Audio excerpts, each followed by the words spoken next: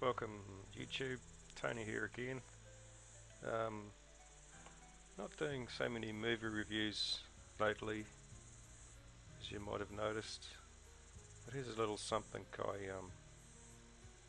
found recently, a nice little game called Banished, and when I say little I mean little, and it's actually quite cool. It is a survival game. For the sake of this video though, I am going to go through the tutorials and with the getting started, survival and food production, because I do feel it's needed, and even I need a bit of a refresher. I've only had a quick look at this game, decided it was well worth a video, so here we go. Welcome to Banished. In this game you control a group of exiled travellers who decide to restart their lives in a new land. You'll have to help them survive. Press the next button to continue. So I shall. At any time during this tutorial you can access the options menu by pressing escape, blah blah blah. From the options menu you can save and load your progress, change settings, or exit the game. And here's where we get to the real basic stuff. WASD to move around, or if I wasn't in a window I could go to the edge of the screen obviously to move around, which hopefully isn't going to be a problem for the sake of this video. The reason it isn't a window is for recording purposes. For some reason the program I use will not record certain games in full screen. Q and E rotates the screen around, which will be handy. Zoom in and out using the mouse wheel, or insert and delete. Obviously I'll be using the mouse wheel. You can change the pitch of the camera by pressing page up, page down, which I haven't actually done yet. Doesn't seem to work on this machine. Numlock off or on. What I have found is if you hold the mouse wheel down you can also rotate. I think it mentions that in the tutorial. All the keyboard keys are configurable and can be modified in the options menu, which is pretty cool too. So just change it to whatever preferences you like as far as controls. Now that you're familiar with the movement controls, it's time to start playing. The people you control, need 3 things to survive: shelter, food, and a way to keep warm in the winter.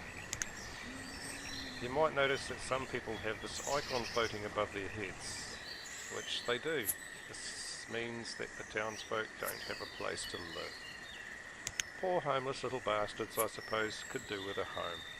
You can provide the town folks with places to live by building homes for them. Well, one would have hoped so.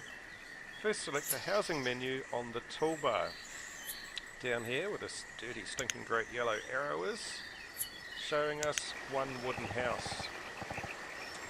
And, oh well, I suppose it's a nice place to build a house, down by the shore. Placing a building will leave a footprint where it will be built. Down there is a footprint, I suppose. Well, it's a funny looking foot. To get the townsfolk to start construction you'll have to collect wood for the structure and stone for the foundation. Now this is why I've done a tutorial, because this is the part I forgot about. You can cut down trees and remove rocks from the landscape by using the destruction tools. Start by pressing, here we are, the destruction tools. So we're going to devour some trees and rocks. Next select remove resources by pressing that button. There we go. Using the mouse, click in one corner of the highlighted area and then drag the mouse to the other corner.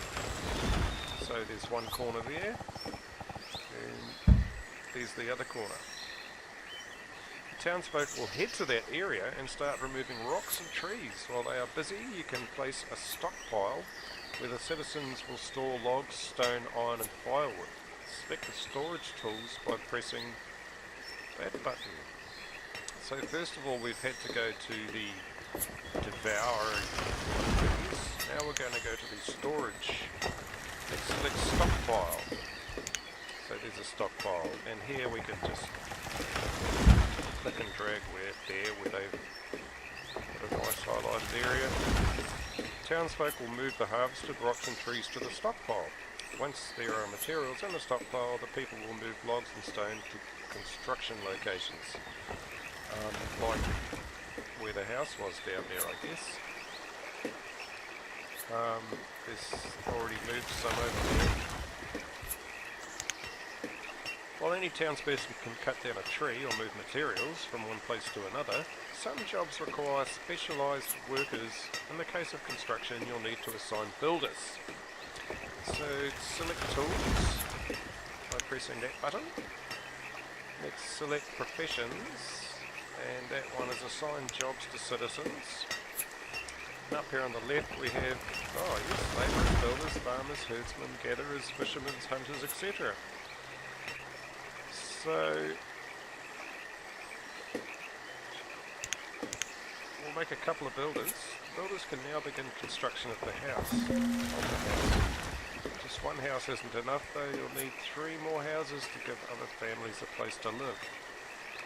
Once again, click on the housing tool by pressing it there. So let's make some more houses.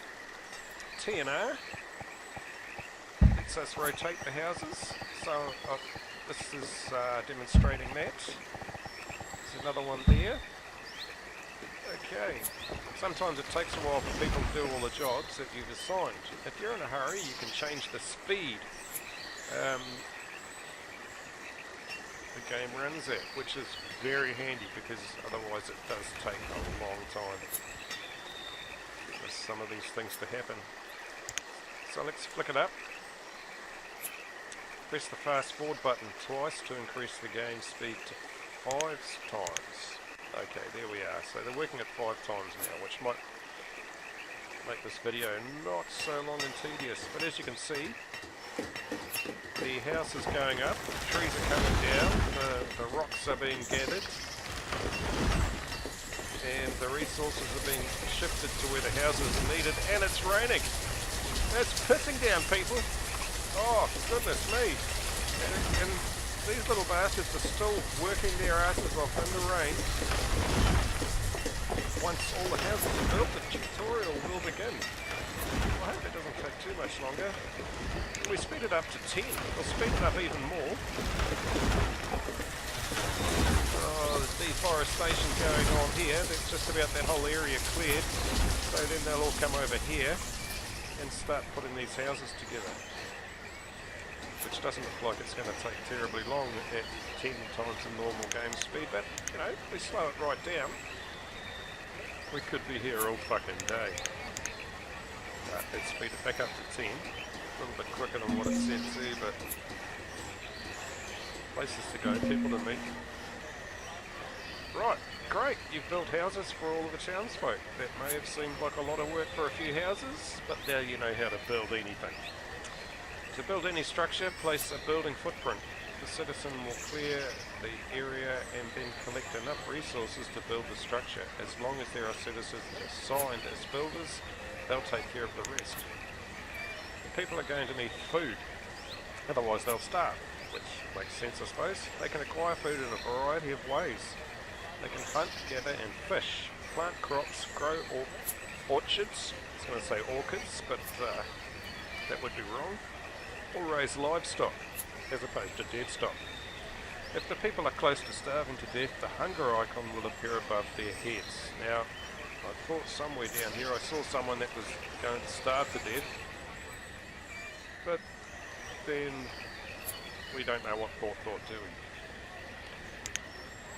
Since this town is near a river, the easiest way to quickly generate food is to build a fishing dock. Select food production from the toolbar down here, and we'll select the fishing dock, which is around the wrong way, so we can use R and T to rotate it. Most buildings that produce food or other resources require workers. You can assign fishermen in the same way that you assign builders. Start by selecting the tools menu down here, and we're going to assign jobs to citizens. The fishermen, assign 4 fishermen by pressing the up arrow next to the profession, like so. Excellent. You may notice this icon above some of the citizens' heads. This means the workers you just assigned don't have a place to work. As soon as the fishing dock is complete, they'll start working there and the icon will disappear. So we can close that little box now. Wait until the fishing dock is built. You can use the time tools to change the speed obviously, and so we shall. Grab the 5-speed. Oh, every time I start building something it starts pissing down with rain. I don't know. You want to live here? I suppose it's a nice location, but the weather means something too, doesn't it? So here we go. The fishing dock is complete. So those 4 fishermen should start gathering food. If you build roads, people will move slightly faster as they move from place to place, which makes sense. Place roads by first selecting the roads and bridges on the toolbar and pressing that or F4. Okay, I've done that. So let's select some road. I take it we start here using the mouse click and drag from one end of the highlighted road area to the other end of the highlighted road area. Like so. The same builders that construct buildings will prepare the road for use. After they perform construction, the townsfolk will move faster when travelling on roads. Fantastic.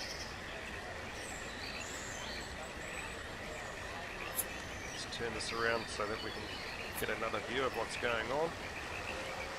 There's the fishermen down here. Should be 4 of them. Trying to catch some fish. I mean, this is an incredibly small game. I don't believe it's 150 megabytes, I believe, or something even smaller than that. I just find it quite entertaining, quite addictive sometimes. You can imagine the town can get huge. As the town grows and workers produce food and other resources from many locations, it's useful to see an overview of what the town has available. Information can be found using the overview tool. It can be found in the tools menu. There we go, tools menu and overview. In the overview you can see the amount of stored construction material, food, firewood, clothing and tools. You can also see current population, average health, parts and happiness, stars, as well as the current weather. Well, the current weather's absolute shite, isn't it? Yes, it is. When food and other consumable goods are produced, they need to be stored somewhere. Until now, the people have been placing everything in the cart they arrived in, which is that thing there. You can place a storage barn that can hold more. Start by selecting storage tools. Here we go. And the barn. I'll rotate it with R or T and place them. If you look at the overview tool, you can see that there aren't enough logs left to build the storage barn. No, there's not. How do you know there's not enough left? You'll have to cut down more trees for construction to continue. Select Remove Resources. Next, select Harvest Trees resource by pressing the tree. Here we go. Hold down one corner and go to the other, and the area is selected. People also need a way to stay warm in the winter. The easiest way to do that is to cut down logs into firewood. To do this, you'll need to place for a woodcutter to work. Now, I believe I've already done that. Start by selecting Resource Production. So here's our resource production, and here's the woodcutter. Now, I'm just going to place another one here, like it says to. Voila. So I thought I already had a woodcutter. Maybe not. That might have been in the previous game. If the townsfolk are in danger of freezing to death, this icon will appear above their heads. Oops, someone's in danger of freezing to death. If they are overly cold, the people will return home to go to the closest warm building they can find. This icon will also appear over homes that don't have any firewood available for heating. Yes, I didn't read that wrong, did I? This icon will also appear over homes that don't have any firewood available for heating. Nice work there. Now wait while the storage barn and the woodcutter are built, and you can use the time tools to change the game speed to your liking. Once the buildings are complete, this tutorial will continue. And I guarantee it, this tutorial will continue. Let's speed it up to, let's say 10 speed. 10 speed appears to be the fastest.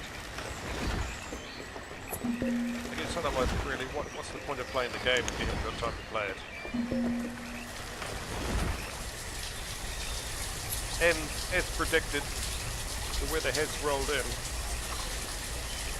Seems to be coming from the southwest at this stage. Absolutely pissing down. These little bastards are running for their lives to get this storage building and what was it? The woodcutters built. Doing very well. We'll speed it up a bit more. Speak English, Tony. And you may ask yourself, what is the point of this game?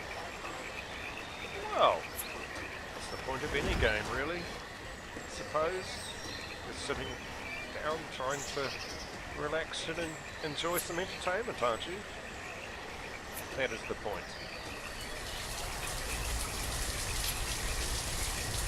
Okay, still madly building away. Looks like it's getting dark now as the rain rolls in again. This is going to, it would be good for forestry, I guess, which it looks like we're going to need a lot of. Storage barn's looking nice. Here's the woodcutters. Okay, you can always assign workers by using the professions tool, but you can also change the number of workers when examining the details of a structure. Click on the woodcutter building to view the details. Certainly. Oh, here we go. So the woodcutter at this stage has got no one there. Assign one woodcutter by pressing the up button. Okay, right. A worker will now start producing firewood. He or she will move logs from stockpiles to the building and then cut them into firewood. The rest of the townsfolk will use the firewood to heat their homes. I can hardly hear myself. There's a thunderstorm going on at the moment. I've pinched my son's headphones and they have this vibrating rumble thing. They're very cool, I tell you. Now that the storage barn is built, the cart that the people arrive with is no longer needed. You can remove it and anything else you build using the destruction tool. I like the destruction tool. So here we'll remove structure and I see it, one just a click in one corner and